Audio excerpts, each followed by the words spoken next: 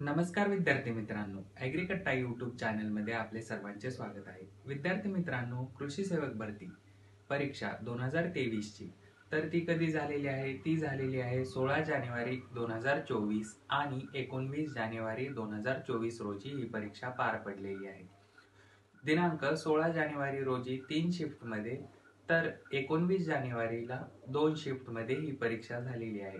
आपण या ठिकाणी आपल्याला स्क्रीनशॉट दिसत असेल की कोणत्या शिफ्टमध्ये कोणत्या विभागासाठी परीक्षा झालेली आहे. तर विद्यार्थी मित्रांनो, एकूण 8 विभागांमध्ये ही परीक्षा झालेली आहे. 8 विभागांसाठी.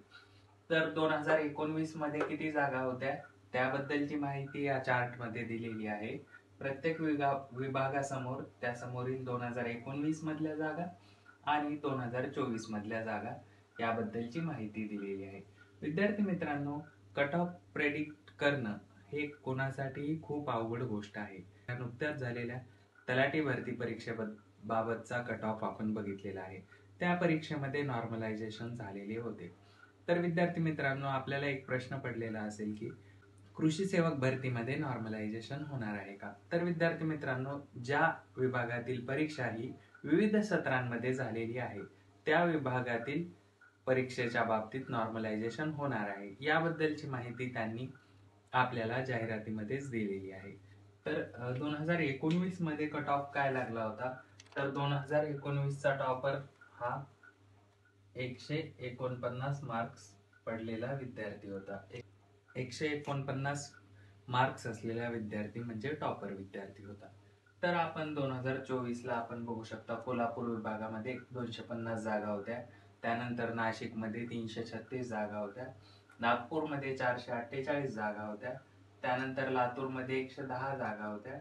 पुणेमध्ये 188, ठाणेमध्ये 294 जागा, अमरावतीमध्ये 227 जागा आणि छत्रपती संभाजीनगरमध्ये 196 जागा, अशी एकूण 2049 पदांसाठी झालेली ही भरती.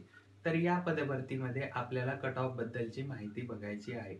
तर विद्यार्थी मित्रांनो, यासाठी आपण एक टेलिग्राम चॅनलवर पोल घेतलेला होता. त्या पोलच्या माहितीनुसार आपण फक्त आकडेवारी देऊ शकतो की त्या विद्यार्थ्यांनी खरी माहिती दिलेली आहे आणि त्या मार्क्सनुसार आपण सांगू शकतो की कट ऑफ इतका लागू शकेल, म्हणजे 100% शाश्वतीने कोणीही सांगू शकणार नाही. आपण फक्त प्रेडिक्ट करू शकतो की इतका जाऊ शकतो, पण 100% तो बरोबर असेलच याची कुठलीही शाश्वती नाही. चला तर मग बघून घेऊया. तर विद्यार्थी मित्रांनो, आपण बघू शकता.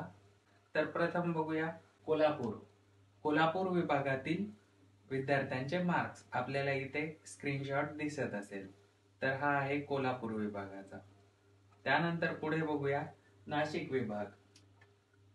विभागाचा स्क्रीनशॉट आपल्याला इथे दिसत असेल.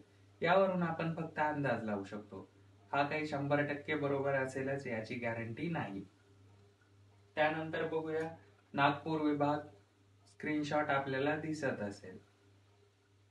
त्यानंतर लातूर विभाग, किती होत्या लातूर विभागाच्या एकूण जागा? 110 जागा. त्यानंतर पुणे विभागाचा अंदाजित कट ऑफ आपण स्क्रीनशॉट बघू शकता.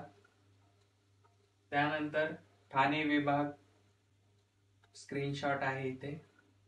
त्यानंतर अमरावती विभागाचा स्क्रीनशॉट बघू शकता. त्यानंतर छत्रपती संभाजीनगर स्क्रीनशॉट. विद्यार्थी मित्रांनो, आपण हे सर्व 8 विभागातील अंदाजित कट ऑफचे स्क्रीनशॉट बघितले असतील. अशाच नवनवीन अपडेट आपण या चॅनलवर घेऊन येत असतो. त्यामुळे ॲग्रीकट्टा यूट्यूब चॅनलला सबस्क्राईब करायला विसरू नका. धन्यवाद.